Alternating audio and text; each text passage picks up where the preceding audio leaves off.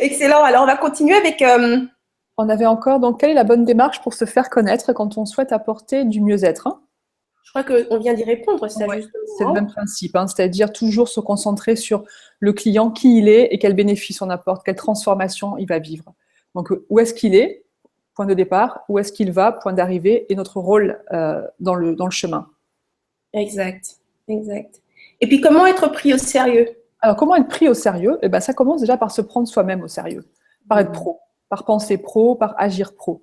Donc, ça veut dire peut-être pas arrêter de travailler sur un coin de table de la cuisine et puis se mettre un vrai espace, même si c'est 2 mètres carrés. Ça veut dire avoir des outils pro, ça veut dire se présenter comme une pro. Bref, commencer déjà soi par se prendre au sérieux. Et ça, une fois que ça sera fait, la question ne se posera plus, en fait. On ne se prendra plus et les gens vous prennent au sérieux automatiquement parce que vous prenez au sérieux. Voilà. Ouais, exact. Puis tu vois, moi je me souviens, j'avais écrit il y a longtemps un texte par rapport à ça où je disais prends-toi au sérieux, tu vois. Et dans le fait de se prendre au sérieux, c'est aussi d'oser affirmer dans quoi est-ce qu'on est bon, tu vois. Parce que les clients ne savent pas quelle est ta spécialité. Et si tu dis je suis coach de vie, ça ne veut rien dire. Tu dois te prendre au sérieux, c'est-à-dire je crée des transformations au niveau des relations amoureuses ou bien tu dois absolument affirmer dans quoi toi tu es bon, tu vois, parce que c'est ça ta spécialité et c'est ça que les gens retiennent.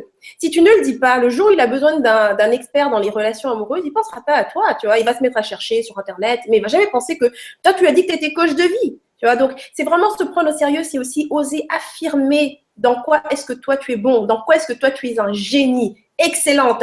Et je sais que ce truc-là, on a peur, on se dit, mon Dieu, c'est de l'arrogance et tout ça. Et on a tendance à diminuer les talents extraordinaires que la vie nous a donnés. Ça, c'est pas de l'humilité. C'est presque de l'ingratitude, en fait, ça, tout simplement. Donc, reconnaître tes talents et oser l'affirmer et dire, voici dans quoi moi je suis bonne et voici comment je peux t'aider, tu vois. C'est ça aussi, se prendre au sérieux. C'est pas forcément, comment dire, parce que des fois, le sérieux est associé avec le côté carré, tu sais, il faut… Voilà.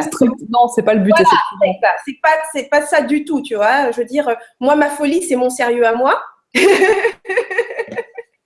Et chacun son truc, tu vois, mais c'est vraiment de le faire à fond. Ma folie à moi, c'est mon sérieux, je prends très, très au sérieux. Être pro, c'est ça. Être pro, c'est se donner à fond pour son activité. Après, quelles que soient les valeurs que tu vas transmettre. Et c'est vrai ce que tu dis sur le fait d'affirmer sa valeur, ça c'est énorme. Et c'est le plus difficile, hein, souvent. Oui. Moi, j'ai même des clientes qui viennent, on ne sait même pas qu'elles ont un business, on ne sait même pas qu'on peut acheter chez elles. Voilà, tellement elles vont partager plein de choses sur Facebook, mais jamais des choses de ce type-là. Donc, c'est difficile de dire je peux aider, surtout dans le bien-être où le message c'est chacun, on ne peut pas promettre de résultats. Et c'est vrai, on ne peut pas promettre de résultats, mais on peut promettre d'autres choses. C'est-à-dire que moi, je ne peux pas promettre à mes clientes qu'elles vont gagner 75% de confiance en elles en plus.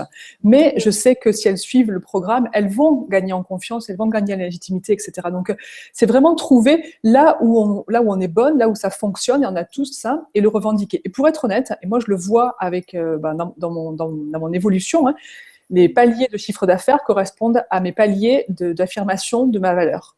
Donc, voilà.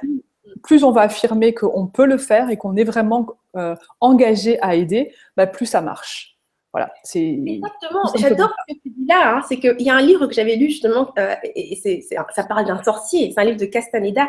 Et où justement, il disait pour faire appel à l'esprit, il ne s'agit pas de… Tu vois, souvent on a l'impression qu'il faut qu'on comprenne le mécanisme, en fait, tu vois. De quelle façon est-ce qu'on va faire ce truc-là? C'est pas vrai. Il y a quelque chose de mystique là-dedans. Ton rôle est simplement de t'engager. Tu dois t'engager et dire, voici en quoi moi je vais t'aider à avoir. Je vais t'aider à avoir ce résultat. C'est tout. Alors, tu peux avoir un système, un programme qui va accompagner la personne. Mais une chose est certaine, c'est que l'intention que tu as mise, c'est-à-dire que tu t'es engagé à ce que la personne ait ce résultat-là, c'est ce qu'elle va avoir. Mais ce n'est pas à cause de toi, en fait. Toi, tu es là pour l'accompagner. Toi, tu es la personne qui a… Toi, ton rôle était de t'engager. Tu vois, souvent, on confond on a souvent peur, justement, d'affirmer ces choses-là à cause de cette notion de responsabilité. Tu te dis, mon Dieu, mais si je m'engage à ça et que ça ne marche pas, je suis responsable. C'est pas vrai. C'est pas vrai. Chacun porte la responsabilité de sa propre vie. Toi, ton rôle le plus élevé est de t'engager par rapport à ta mission et de dire, voilà à quoi est-ce que moi je m'engage. Voici le résultat auquel moi je m'engage à t'aider à avoir, mais pas à le faire à ta place. Donc la personne, quand tu te mets à ce niveau-là, elle n'a pas d'autre choix que de monter à ce niveau-là si elle veut travailler avec toi. Et si elle ne le fait pas, est-ce que c'est ta responsabilité? Non, tu vois. Donc c'est vraiment de comprendre que tu ne peux jamais être responsable de la vie des gens. Tu ne peux qu'avoir la responsabilité entière et totale de ta propre vie. Et donc, le jeu que tu vas jouer, il sera au niveau que tu auras décidé de le jouer. Point à la ligne, c'est juste une décision. Où est-ce que tu veux être? Tu vois? Ouais, c'est vraiment super ce que tu dis, Lauriette. Vraiment, j'aime beaucoup. Moi, il y a quelque chose que j'aime bien penser par rapport à mes clientes, surtout au début, c'est qu'en fait, je ne suis que leur plume de Dumbo. Donc, comme dans l'histoire de Dumbo, l'éléphant volant, où il a besoin de croire que la plume va le faire voler, en fait, voilà, je suis là pour les aider à croire. On voit que tu as des enfants, toi, c'est trop génial. J'aurais pu être la reine des neiges, mais j'ai des garçons, donc non. Mais l'idée, c'est ça, c'est exactement ce que tu disais quand on met voilà, on montre à nos clients que c'est possible et qu'on peut y croire, on y croit pour eux, en fait. Mais après, tu as tout à fait raison, c'est à eux de faire le travail pour s'élever jusque-là. C'est comme nous, on le fait, le travail pour nous, voilà, eux aussi le font pour eux. Donc, c'est important d'affirmer ça. Et plus justement, j'aime beaucoup comme tu le dis, parce que plus c'est haut, c'est pas de l'arrogance, au contraire, c'est de la foi, quoi. C'est de se dire, oui, on croit que tu peux le faire, on sait que tu es capable de tout ça, quoi. Donc, ouais, c'est super.